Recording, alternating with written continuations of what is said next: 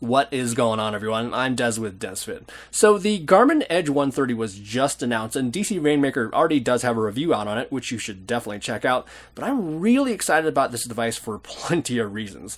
First off, it's incredibly cheap considering how many features it has, such as power meter support, Bluetooth Smart, as well as ANT+ sensor support. It's going to be the first Garmin to support the Galileo satellite systems along with GPS Plus GLONASS. Then it has Strava Live segments, Live Track. But there's one feature that I think is going to be extremely appealing for all you Garmin fenix and Forerunner 935 owners, and that's going to be the extended display feature.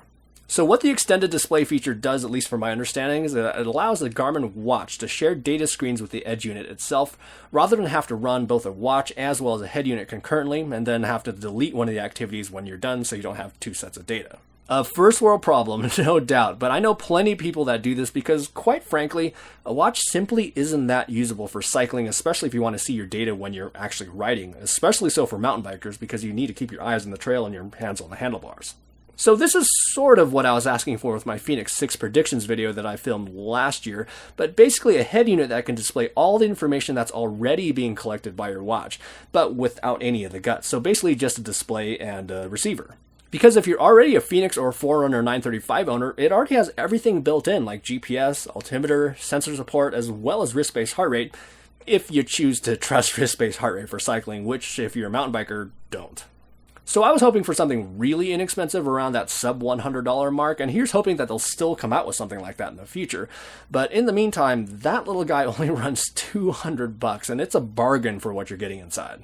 Now, they do already have this capability with the Varia display, but that thing runs $400, and I'm still not ready for that bionic looking thing. And one last thing I want to mention is that they have a mountain bike bundle that comes with an Edge remote as well as a mountain bike specific mount.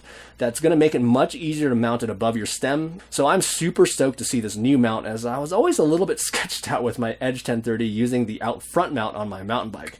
And definitely had to get a K-Edge stem mount to protect that incredibly expensive overkill purchase.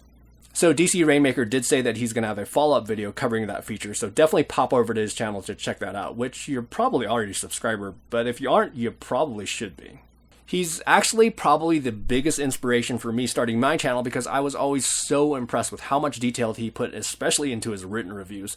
Anyhow, even though I already own an Edge 1030 as well as a 520, I'm definitely getting the 130, not only for that extended display feature, but also the fact that it's a nice compact head unit that's inexpensive enough that I don't have to really worry about on my mountain bike.